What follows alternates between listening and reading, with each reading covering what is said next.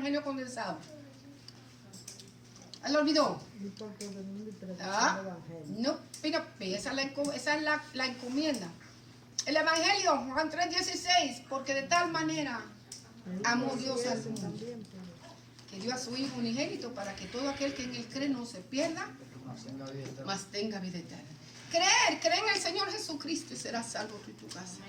Lo segundo que nosotros debemos decirle, tienes que arrepentirte, ¿verdad que sí? Arrepentirte de tus pecados. Lucas 13:1. Y yo te digo que si no te arrepientes, de igual manera perecerán. Lucas 13:3. Confiesa tus pecados. Porque si nosotros confesamos, primera de Juan 1:9, si confesamos nuestros pecados, Él es justo para perdonar nuestros pecados y para limpiarnos, ¿verdad? De todas nuestras maldades, de nuestras iniquidades, de nuestras originales, ¿verdad? Y lo último, confiesa al Señor Jesucristo. Porque todo aquel que confiesa a Jesús con la boca y lo cree en su corazón, será salvo, ¿verdad que sí? Dice Romanos 10:9. Son 4 versos que debemos aprendernos a la hora de evangelizar. En un momento, hermano, evangelizamos a aquel que esté a nuestro lado. Porque nosotros no sabemos si lo vamos a volver a ver o cuándo, hermano. No sabemos la oportunidad. Y si no se le ocurren los 4 versos, usted diga lo primero que le venga a la mente, pero háblele de Cristo. ¿Verdad que sí? Háblele del Señor. Esa es una. Y esta ayuda, dice, ayuda para testificar. Tampoco sé, hermano, cuántos años hace que yo cargo esta tarjetita. Pero esta tarjetita tiene un montón de versos bíblicos, hermano. Para nosotros ayudar a un nuevo creyente y para nosotros testificar. De hablarle de la gente de que Dios los ama. Hablarle de la realidad del pecado. Tenemos como 5 versos, hermanos, que nos ayudan en el momento. El castigo eterno, porque la paga del pecado dice que ¿qué? Que es muerte. El pecado, hermano, tiene su paga. ¿Verdad que sí? El pecado tiene su paga. Lo crea el hombre o no lo crea, el pecado tiene sus consecuencias. La imposibilidad del hombre para salvarse, y ahí nos tienen unos versos que nos pueden ayudar. La solución que Dios le da al problema del pecado de la humanidad. La responsabilidad que nosotros los hombres tenemos delante de Dios y los resultados de la salvación. No sé si esto lo vendan todavía, hermano. No sé. Puede que sí, puede que no. Tal vez en otro. Pues no sé, hermano, pero si tienen la oportunidad de buscarlo en la internet, búsquenlo, le va a ayudar mucho. No le digo que le regalo porque este es mío. Este no lo voy a regalar, hermano. Y quiere yo le doy una copia, ¿verdad? Para que usted lo mire. O lo busque en la internet. Pero muy bueno, hermano, porque usted lo carga en su cartera, en su Biblia. Yo tengo una cartera en la Biblia. Cualquier cosa, miren, ahí tengo. Pero si nosotros aprendemos los versos, vamos a salir adelante. Ok. La lección de hoy dice: requisitos indispensables para evangelizar a otros. ¿Qué quiere decir la palabra indispensable? Necesario. ¿Verdad que sí? ¿Quién dijo necesario? Por ahí. Allá. Eso, José. Necesario. Algo indispensable es algo necesario. De lo que no se puede prescindir. ¿Verdad que sí? Necesario. Hay requisitos que son necesarios. No podemos prescindir de ellos a la hora de evangelizar a otros. ¿Qué quiere decir la palabra evangelizar? Llevarle la palabra de buenas nuevas a la gente. Porque el evangelio es una buena nueva. Es una noticia sumamente importante. Yo no sé si ustedes, hermanos, están siguiendo el avivamiento que se está dando en Kentucky. Por ahí también en otra universidad del norte, hermano. Explotó otro avivamiento igual que eso. La gente está, yo digo, si nosotros, yo me gozo, hermano, con eso. Pero le estoy pidiendo al Señor que este avivamiento no sea un avivamiento de emociones, que sea un avivamiento genuino, donde ahí verdaderamente la gente tenga un arrepentimiento, se convierta a Cristo. Amén. Y salga de ese lugar dispuesto a predicar el evangelio a toda criatura. Así que no solamente sea me voy a ir, me voy a gozar, voy a orar y voy a alabar al Señor, pero que salga de ahí convertido a Cristo de todo su corazón. Y en la mejor disposición, hermano, de ir a alcanzar a otro para el Señor. ¿Es la que sí? Porque los discípulos, hermanos, cuando tuvieron su encuentro con Cristo, los cambió para siempre. Y estuvieron dispuestos a ir a donde quiera que fueron, hermano, aún debajo de una persecución terrible, pero ellos no se callaron. Ellos sabían que le podía costar la vida expandir el evangelio, pero ellos comenzaron a predicar y alcanzar a otros para el Señor. Eso es mi oración, hermano.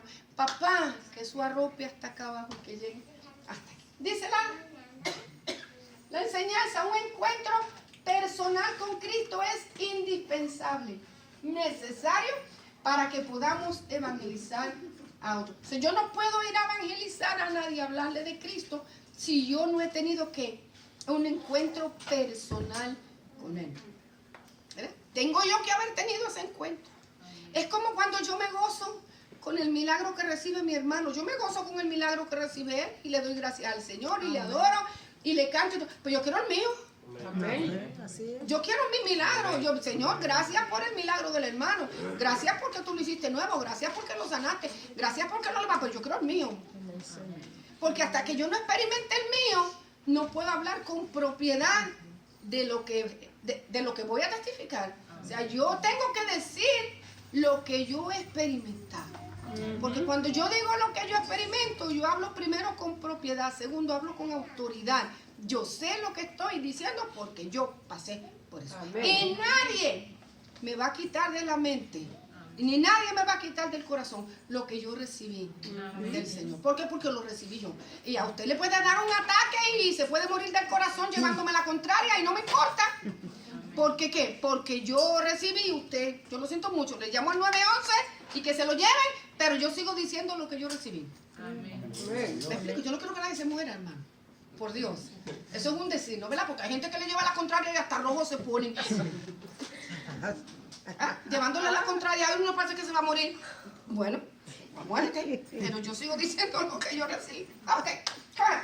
Cristo dejó la tarea de la evangelización en manos de los creyentes. No lo dejó en las manos de los impíos, hermano. No. La tarea de la gran comisión, Cristo la dejó en las manos de aquellos que tuvieron un encuentro personal con Él. Amén. Así es. Puede que en esas causalidades del Señor, alguien que no conoce a Cristo me encuentra una Biblia y me dice, mire, ahí te encontré una Biblia, tómala. O mira, en el Salmo 23, tú conoces el Salmo, porque hay gente que no conoce a Cristo, pero el Salmo 23 se lo conocen de rabo a cabo. Y el 91. Y esa palabra Dios la respalde y toque, ¿verdad? Son cosas que Dios puede hacer. Nadie va a meter a Dios en este cuadro. Pero para que la evangelización sea efectiva, Cristo la dejó en las manos de gente que tuvo un encuentro con Él. Sí, sí. Yo debía empezar de acá abajo para arriba, pero bueno, ya después lo hice así y así se va a quedar. Dice, vamos a hablar primero la diferencia entre el llamamiento para salvación y el llamamiento para servicio. Son dos llamados distintos. El llamamiento para salvación es universal. El Señor lo hace a todos los hombres por igual. Yo creo que yo en otra lección hablamos de esto, ¿verdad? Que sí, si no te equivocas. Dios lo hace para todos los hombres iguales. O sea, Dios no tiene el evangelio para este grupito aquí y aquellos que se pierdan. No, el llamamiento es universal para todo aquel que lo reciba. Y ese llamamiento es el inicio de una experiencia personal con Cristo Jesús. ¿Cuál es el llamamiento inicial? Cuando yo me tengo ese encontronazo de Dios y su palabra. Me llama Dios al arrepentimiento. Podemos llamarle también así. Llamamiento al arrepentimiento. Ay, después yo saco el qué. Al arrepentimiento, ¿verdad que sí? Que es universal a todos los hombres. Vamos por aquí. Arrepentimiento. Ahí lo dice, salvación. Es para todos los hombres por igual. Y es el primero que nosotros como creyentes recibimos. El encuentro de nosotros con la palabra de salvación de Dios. Ese es uno. Luego, hermano, a través del tiempo de nuestro crecimiento, de nosotros dar fruto en Cristo Jesús, Dios nos puede hacer otro llamamiento que es para el servicio. ¿Qué es qué? Al ministerio. Y cuando hablamos del servicio, ministerial, no solamente nos vamos a referir a los 5 ministerios de la edificación de la iglesia. Cuando Dios nos llama a ministrar el servicio ministerial, nosotros no podemos hablar de todo lo que se hace dentro de la casa del Señor. ¿Okay? Yo, hermana, yo no soy el pastor de la iglesia. Yo siempre, y la gente a veces lo dice con una tristeza, yo simplemente soy el conserje de la iglesia. Está en un llamamiento ministerial, está ministrando. ¿Qué está ministrando? A ver, el mapa y la escoba. ¿Qué está ministrando? A ver, porque hay gente que Dios la separa para eso, hermano, para tener cuidado de la casa del Señor. O sea, los levitas no todos mataban reses, hermano, y prendían la bombilla, ni encendían las luces. Los levitas también limpiaban el piso.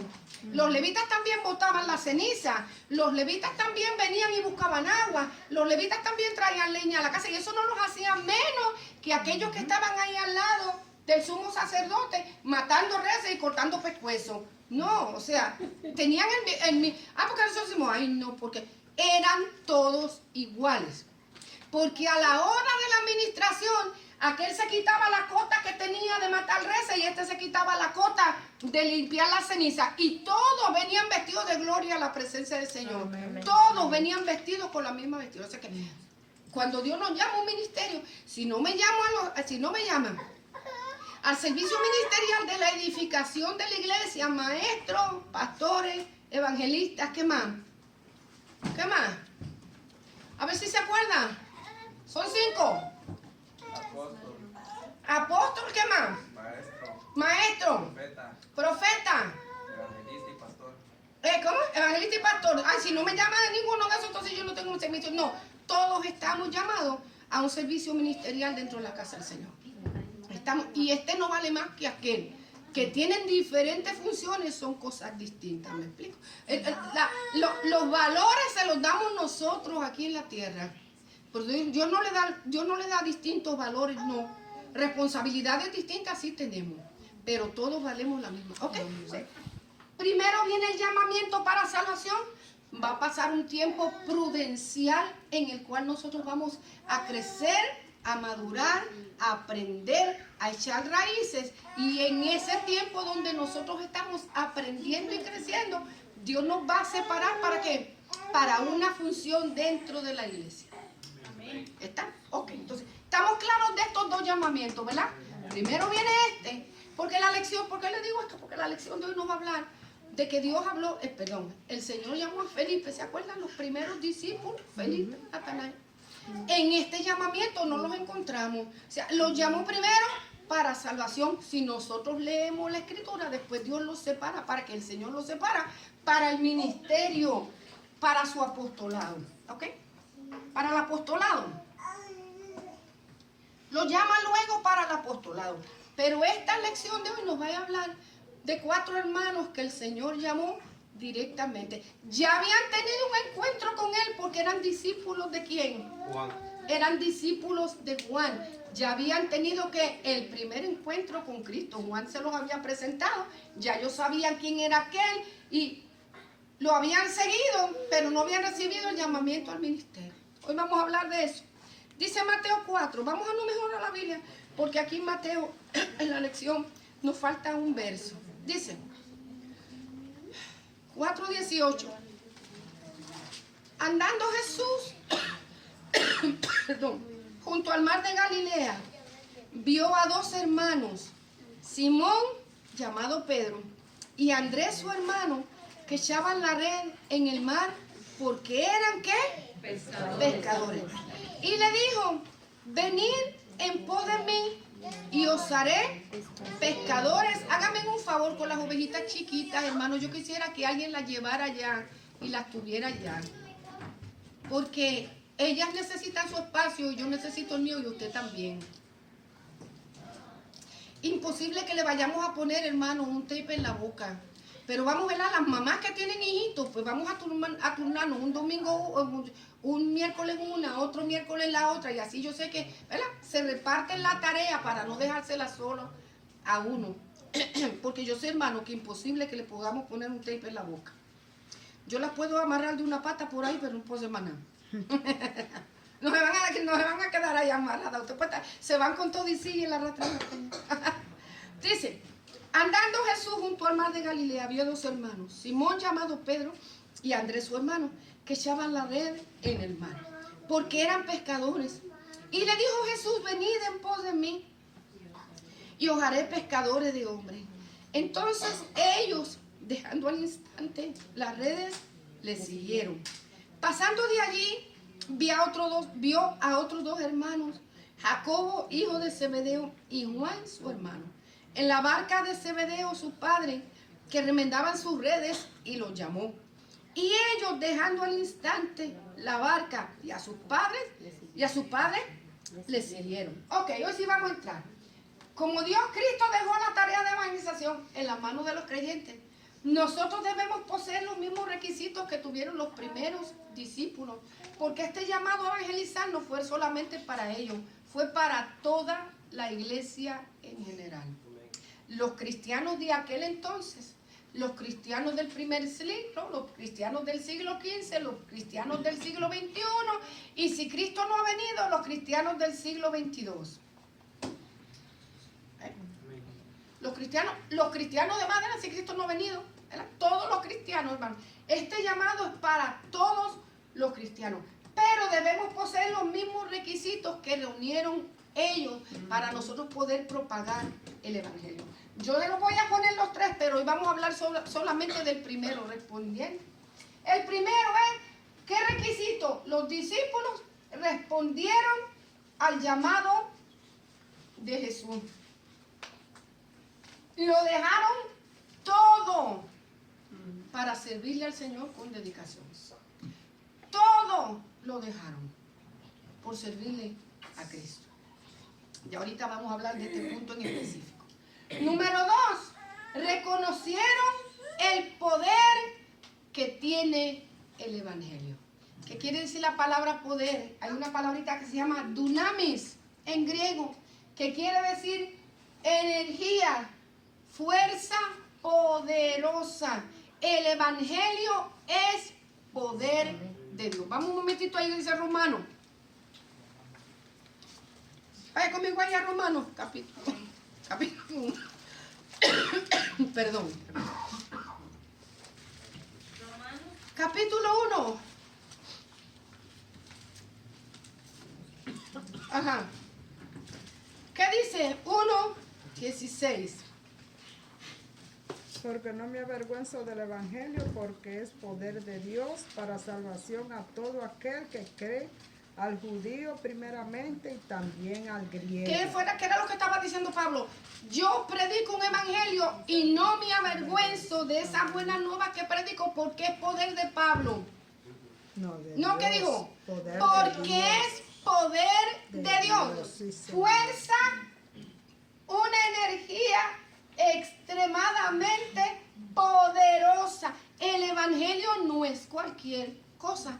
El evangelio es poder de Dios. Amén. No es poder mío, yo no voy a predicar un poder mío. Yo no voy a enseñar un poder mío. Yo voy a predicar de qué? Y voy a enseñar el poder de Dios a través de la buena nueva. ¿Poder de Dios para qué? Para salvación. ¿Para qué más? Fíjese, hermano, que el único milagro santísimo, el único milagro, hermano, con el cual nosotros tal vez podamos convencer a los hombres de que es potencia de Dios, el milagro de la nueva salvación, de la nueva nacimiento. Amén. El milagro del nuevo nacimiento. Sí, No hay otra filosofía, por así decirle. No hay otra enseñanza, no hay otra filosofía, no hay otra religión, no hay otra cosa que pueda hacer que un hombre nazca de nuevo en el espíritu y renacer en una nueva criatura. Sí, sí. Solamente el evangelio de Jesucristo. Nosotros podemos tener, porque los filósofos tienen una filosofía, hermano, que puede que cambiar la mentalidad, pero no puede cambiar el corazón. No. No puede cambiar el corazón. No, ningún libro de superación, ni ninguna charla de superación, ni nada por el estilo, hermano, puede cambiar el corazón del hombre. Solamente el Evangelio de Jesucristo. Amén. Yo puedo ir a recibir una buena terapia, y la buena terapia puede cambiar mis pensamientos. Claro que si yo soy sinvergüenza bandolero, me dicen, tú tienes que cambiar, tú tienes que cambiar, tú tienes que cambiar, que yo cambio. Pero eso no quiere decir que mi corazón va a ser transformado. El único poder, la única energía, porque la palabra dunamis quiere decir eso, es el poder de Dios a través del Evangelio. Que cambia no solamente la mente, que cambia el corazón, que discierne los pensamientos de los hombres, los toca, los vira de al revés al derecho y los hace nacer de nuevo. Sí, Señor. Para poder hablar de eso, yo tengo que haber nacido de nuevo. Para poder hablar de un nuevo nacimiento, una transformación, usted tiene que haber pasado por el proceso. Si no pasa por el proceso, no lo puede decir. Reconocieron los discípulos, primero respondieron al llamado de Jesús, lo dejaron todo. Ahorita vamos a hablar de eso un poco. Reconocieron el poder, la fuerza, la autoridad del cielo, del Evangelio. No podemos impactar otras vidas si primero no hemos sido impactados nosotros. Si no hemos cambiado, si no hemos sido transformados por el del Evangelio, no podemos esperar tocar a otros, hermano. ¿Por qué? Porque la palabra va a ser inefectiva en nuestros labios. No va a ser efectiva. No va a ser efectiva. ¿Por qué? Porque no lo voy a decir con autoridad. Yo lo viví, yo lo puedo decir.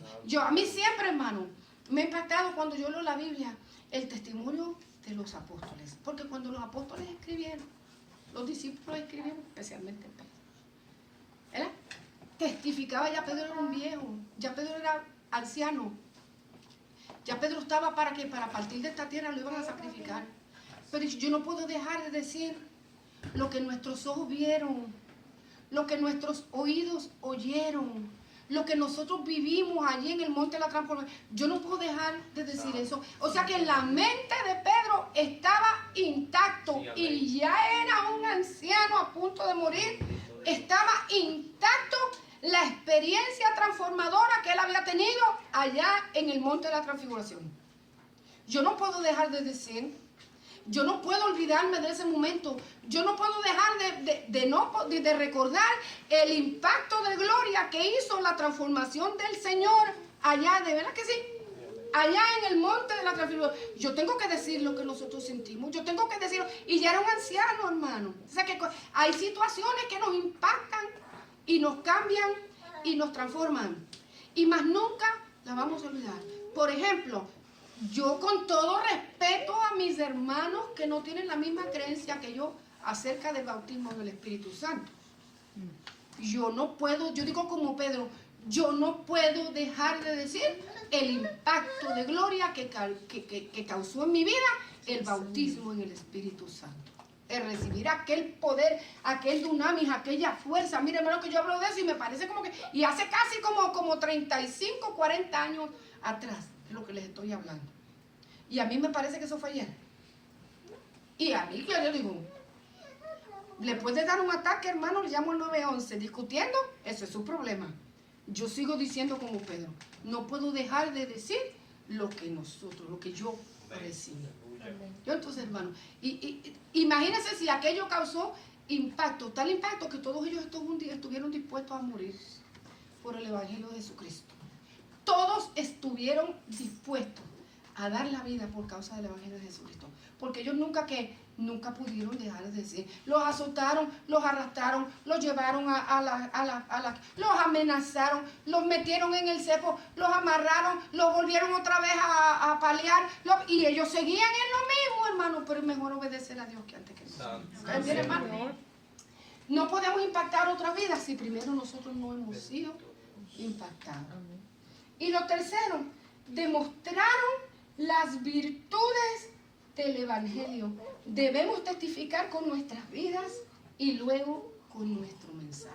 O sea, ellos enseñaron, mostraron las virtudes. Yo puse las capacidades del Evangelio. Y eran personas que que no tenían mucha escritura, ni tenían mucha enseñanza, ni tenían muchos diplomas de la Universidad de Jerusalén ahí en la pared. Ellos no tenían nada de eso, hermano. Ahí el más blanquito y el más afinadito era Lucas, que era doctor. Y no era discípulo. Lucas no fue apóstol. Y ahí el más pulidito era Pablo, y Dios sabe por qué lo pulió, porque a Pablo le tocaba ir hasta allá, porque si hubiera sido Pedro, saca el machete y le tumba la cabeza al César, y entonces no llega hasta allí, no llega, porque Pedro era así tosco, ¿verdad? Pero con esa torpeza Dios lo usó y lo amaba también. Y lo pulió. O sea, pero lo que le quiero decir es que los discípulos fueron gente sencilla. Y a veces es mejor ser gente sencilla con un pensamiento limpio y entendido para poder recibir las cosas de Dios, que tener una mente llena de estudios, hermano, porque nosotros lo que hacemos es que todo lo procesamos, todo lo analizamos, a todo le decimos no, y lo que hacemos es que le quitamos las capacidades y las virtudes del Evangelio, porque el Evangelio es poder de Dios para salvación y para transformación. En una fe sencilla. En una fe sencilla. Y no es que estoy en contra del estudio y la preparación, porque todos nosotros debemos ser la gente más preparada de este universo. ¿Vio? Pero que la preparación no nos quite a nosotros el brillo y nos haga opacar a nosotros las virtudes del Evangelio, hermano. Porque cuando Pedro y el otro llegaron allá a la hermosa, allá estaba en el pórtico de la hermosa, allá estaba el viejo Dios. No, espérese un momento, déjeme buscar aquí lo que dice el Talmud. En el libro, acá y en el número. No le digo, yo no tengo oro ni plata. ¿Quieres que yo no tengo nada de eso? Porque yo soy tan pobre como tú. Pero lo que tengo te lo voy a dar. En el nombre de Jesús. Mire, con una autoridad y con una seguridad y con una certeza de que esto iba a funcionar. Las capacidades del Evangelio iban a funcionar. Maravilloso. Lo que tengo te doy. En el nombre de Jesucristo. No le dijo al otro, aguántalo por el otro lado por si acaso se nos va al piso. Con seguridad. ¿Verdad que si hubiéramos sido nosotros, llamamos hasta la vez una camillita y por si acaso se cae? No, le dijo, en el nombre de Jesucristo, levántate y anda. Y aquel hombre inmediatamente, hermano, yo me imagino fue el impacto de la palabra, las capacidades del Evangelio para hacer milagros, de que el hombre se puso en pie, le tronó cuántos huesos tenía, pero se puso en pie. Y dice que entró saltando, danzando, alabando al Señor, al templo, dándole gracias a Dios por las maravillas que él había. ¿Por qué? Y Pedro, ¿por qué se maravillan de todos esos de nosotros? Amén. Eso es de Dios. Amén. Eso es de Dios. Entonces, nosotros debemos demostrar las virtudes del Evangelio. Y debemos testificar con nuestras vidas y luego con nuestro mensaje. ¿Por qué con nuestra vida primero y luego con el mensaje? Porque es lo primero que la gente va a ver, nuestro testimonio. Nuestro servicio, nuestra dedicación a Dios es lo primero que la gente va a ver, lo primero que va a mirar. Nosotros testificamos más con nuestros hechos que con nuestras palabras. ¿Verdad? Dejemos que las virtudes y las capacidades de Dios se demuestren en nosotros, hermanos. Y luego entonces nosotros abramos la boca para testificar las cosas grandes que el Señor hace en cada uno de nosotros. Entonces vamos a hablar en esta lección de estas tres cosas. Responder, lo importante que es responder al llamado de Jesús. Lo importante que es reconocer el poder del Evangelio y demostrar, porque esto no solamente era para ellos, hermano, esto es para la iglesia de Jesucristo de todos los tiempos y de todas las edades. Estamos llamados a demostrar el poder, las virtudes, las capacidades del Evangelio. Yo voy a orar en el nombre de Jesucristo. ¿Por qué? Porque yo te estoy presentando un Señor sanador. Y vamos a orar conforme a su voluntad. Conforme a su voluntad. Amén. Para que reciba sanidad del Señor. Y orar, hermano, ¿verdad? Con autoridad del cielo. Seguimos entonces adelante. Primer verso dice, volvemos a Mateo capítulo 4. Andando Jesús junto al mar de Galilea. Mientras estaba allí en Galilea había dos hermanos, a Simón, llamado Pedro, y a Andrés, su hermano, que echaban las redes en el mar porque ellos eran pescadores. Okay, ¿cuál fue el ofrecimiento que Jesús le hizo a los discípulos, los primeros que llamó? Venid en pos de mí. ¿Cuál fue el ofrecimiento? Los haré pescadores de hombres. Los haré pescadores de hombres.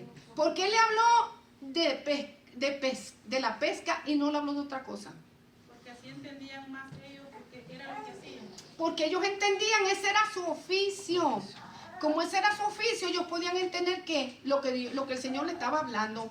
Podía usar una analogía del trabajo que ellos estaban haciendo. El mar representa a la humanidad, ¿no? Con todas sus altas y sus bajas, y sus vaivenes, y sus problemas, y sus luchas. El mundo está en caos, hermano. Sí. O sea, nosotros no podemos vivir ajenos a la realidad de que el mundo está en caos, de que la gente está en caos, de que estamos en este mundo es una olla de grillo. ¿Verdad que sí? Este mundo está a punto de reventar. ¿Usted se ha dado cuenta cuántos brotes de violencia han habido en estos últimos días? Después que armaron a la gente sin buscarle, ahora están buscando cómo hacer leyes que contrarresten estas para desarmarlas. Cuando han visto que aquello no funcionó. O sea, el mundo es un caos, hermano. La gente anda sin rumbo fijo. La gente anda en desespero, en ruina. El diablo los tiene atados y los tiene ciegos. Nosotros tenemos que darnos cuenta de la realidad que estamos. Nosotros somos cristianos, hermano.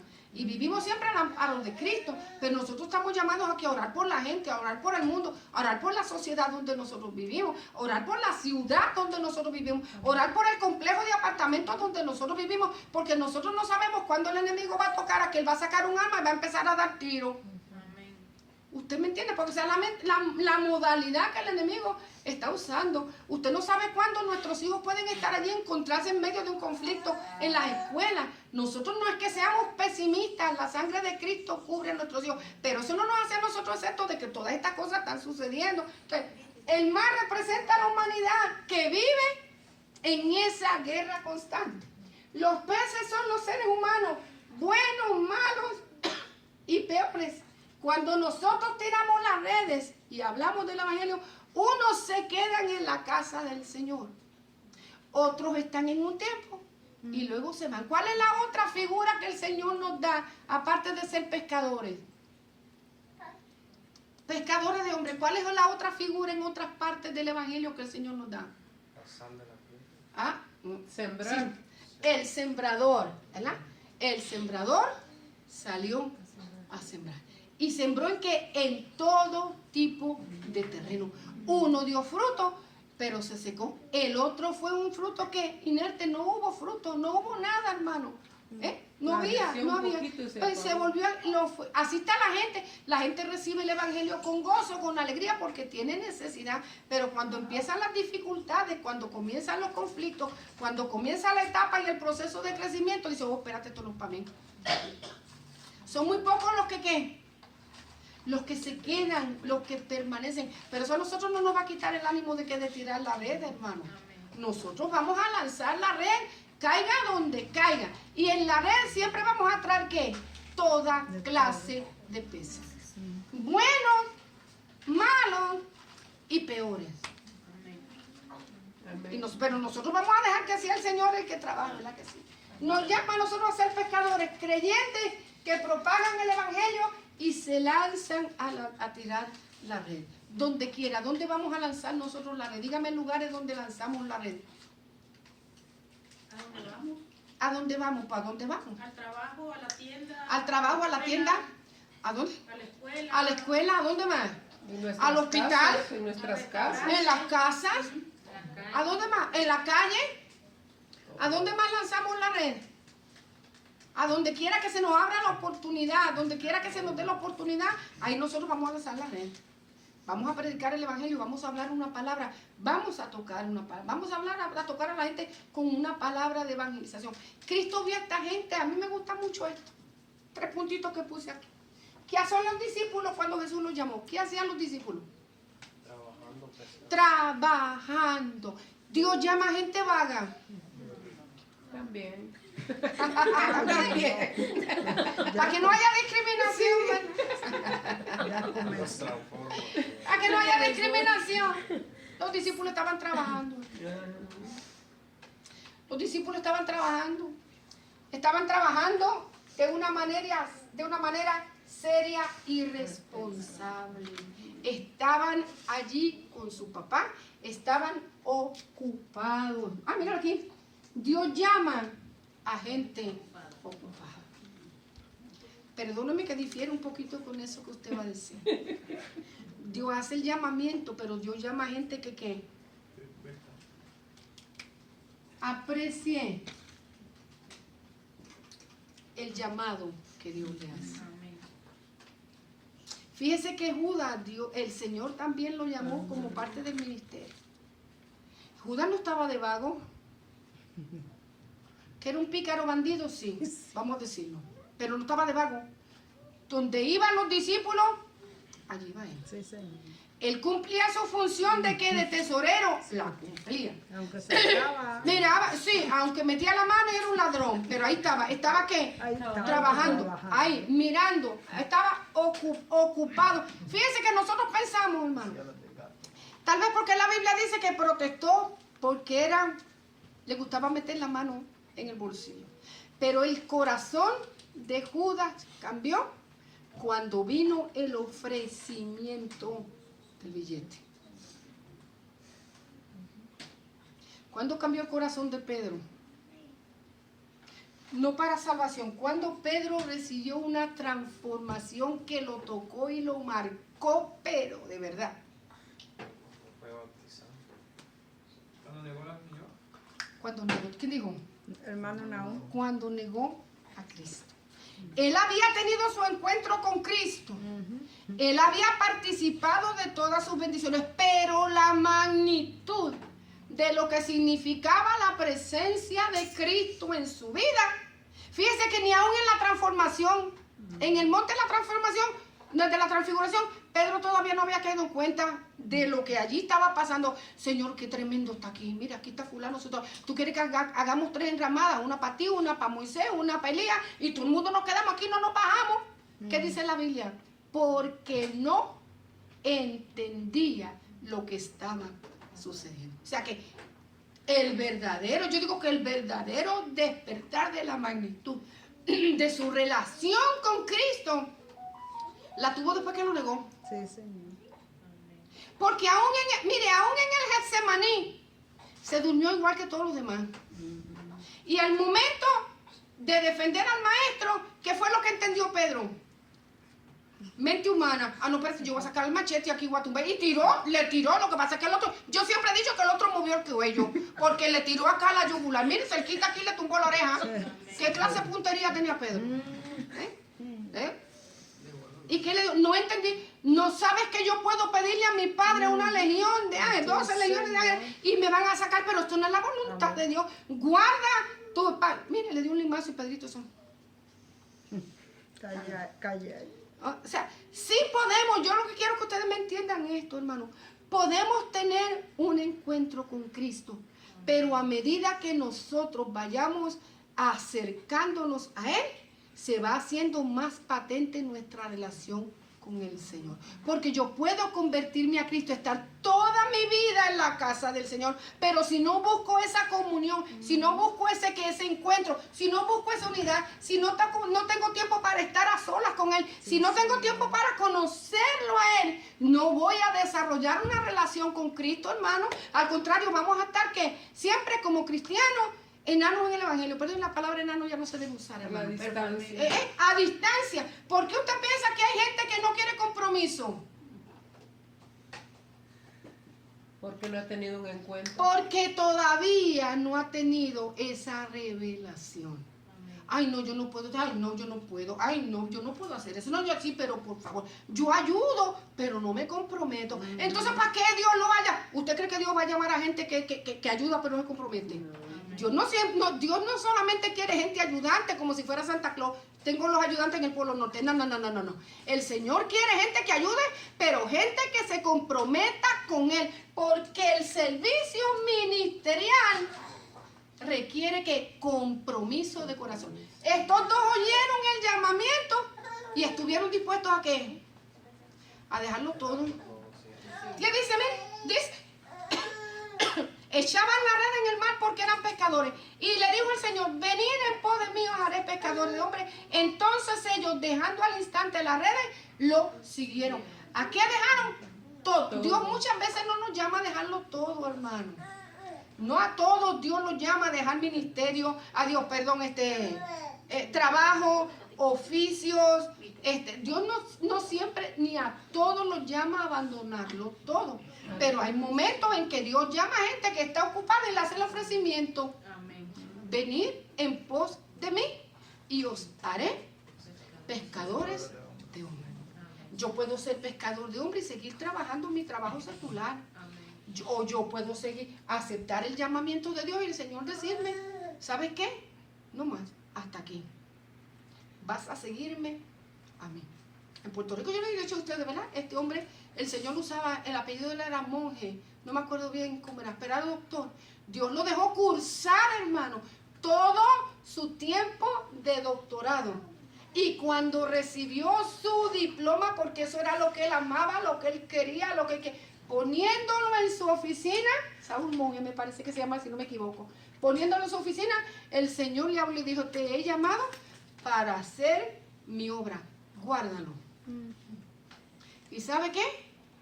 Agarró su diploma. ¿Y usted cree que lo agarró lleno? No, con llanto, con tristeza, con dolor, porque le costó sacrificio, pero el llamado de Dios pudo más en su vida. Lo aguardó, y se acabó ya la misión de medicina para él. O sea que no a todos Dios los llama a hacer lo mismo, pero Dios llama a gente ocupada. Porque no va a delegar en cosas. ¿Qué fue lo que estaba diciendo? A uno le dio 5 talentos, 10 talentos, y al otro le dio 1 conforme a sus capacidades. ¿Qué pasó? El que tenía mucho trabajó y ganó. El que tenía 5 trabajó. Sí trabajó, porque me dieron 5, no, yo voy a trabajar, lo voy a multiplicar. Pero el que recibió 1, no dejó Dios de darle. Lo escondió y no hizo absolutamente. Y luego la excusa que le dio, lo escondí porque sé que eres hombre duro y recoges donde no. Óigame qué clase cara, porque eres duro y recoge donde no siembras. Por eso lo escondí, así que toma lo que te corresponde. Óigame, papá. Nos ayuda el Señor. Gente ocupada. Los discípulos estaban ocupados. ¿Cómo reaccionaron al llamado? De manera firme y espontánea. Porque no solamente a Andrés y a Pedro, también llamó a Jacobo y a Juan. Fíjense lo que dice aquí. Pasando de allí, vi a otros 2 hermanos, Jacobo, hijo de Zebedeo, y Juan, su hermano, en la barca con Zebedeo, su padre, que remendaban sus redes, y los llamó. Quiere decir que estos 2... Dígame. Una pregunta, pastor. ¿Cómo sabía Pedro que era Elías y Moisés? La Biblia lo dice, está muy bueno eso porque yo no lo sabía, los oyó hablando. Sí. Los oyó hablando. ¿Lo oyó hablando? Sí, porque ellos no conocían el físico de Moisés y Elías. Los escuchó hablando. En algún momento lo pudo haber llamado por su nombre. En algún momento el Señor de la conversación pudo haber... La Biblia no dice, y cuando la Biblia no dice, no me gusta especular. Puedo pensar usando la mente que Dios me dio. Pues yo me imagino que en la conversación Él escuchó.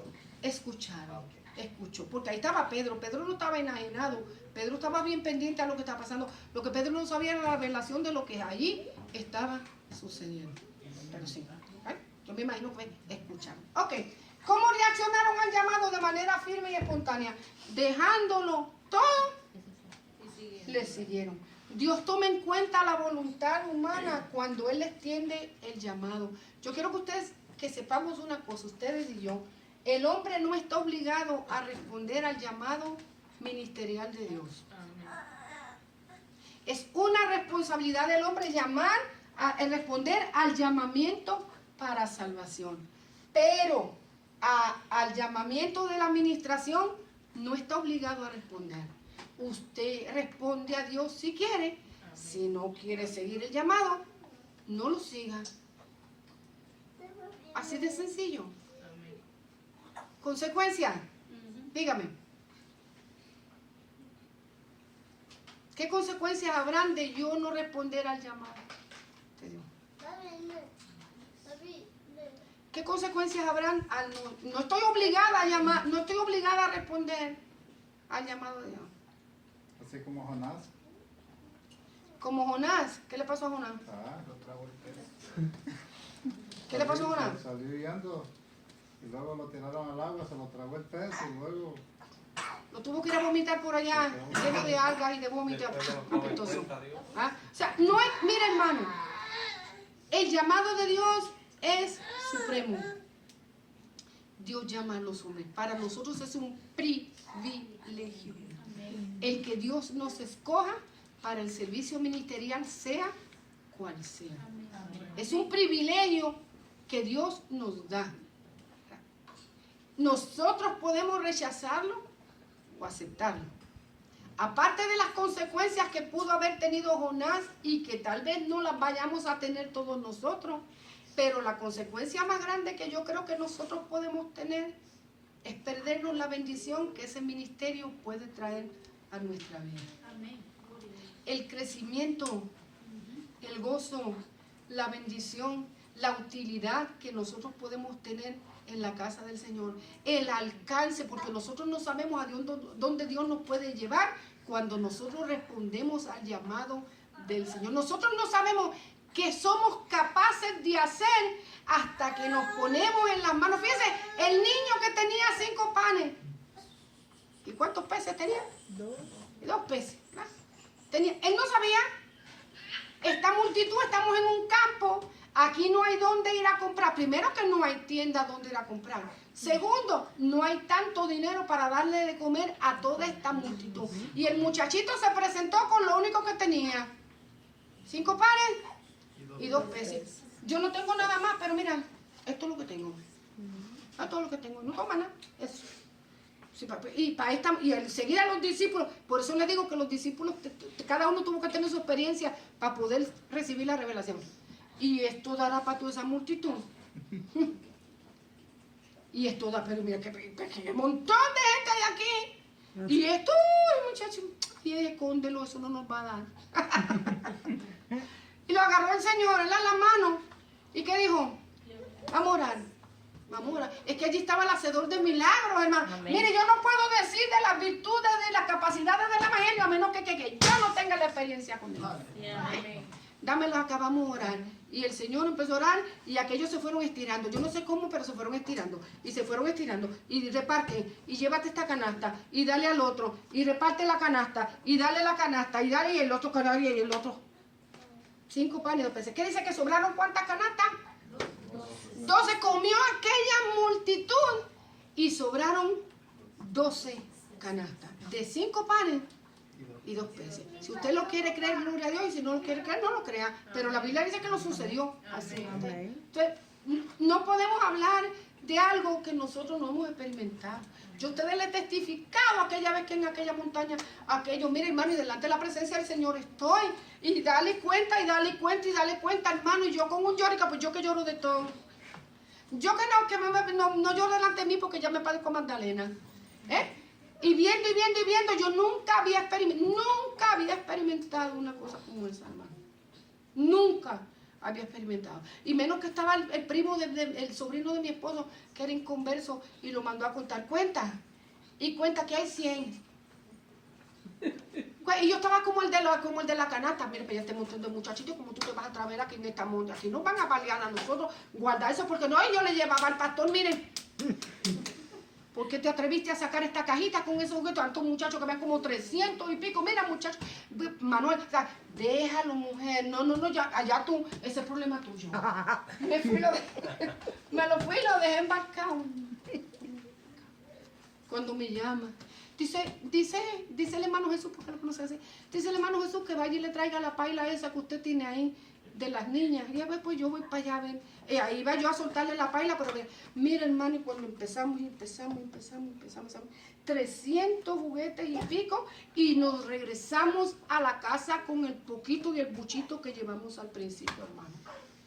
Yo no sabe que no estoy diciendo mentira. Yo nunca había experimentado eso. Nunca lo había visto. La presencia de Dios sabe que en aquella montaña están aquellos hermanos de testigo. Qué fácil. Entonces llega. Nos pasa igual. Ahora yo pues si traen mucho de juguetes que aquí van a salir todos con uno. Ay, en el nombre de Jesús. Ella dice, no, yo me voy y te dejo en la montaña sola. Dice, ¿con qué reaccionaron? Firme. El hombre no está obligado a responder el llamado. Ya voy a terminar. Pero nos perdemos la bendición y la gracia de ser usados por el Señor.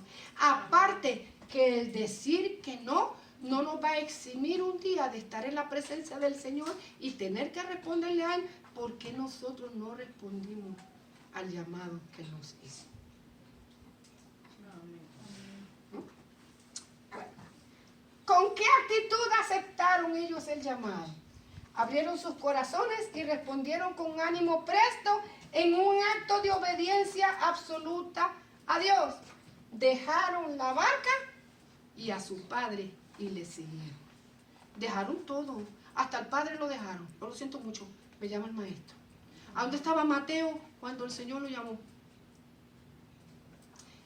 Sentado al banco de los tributos.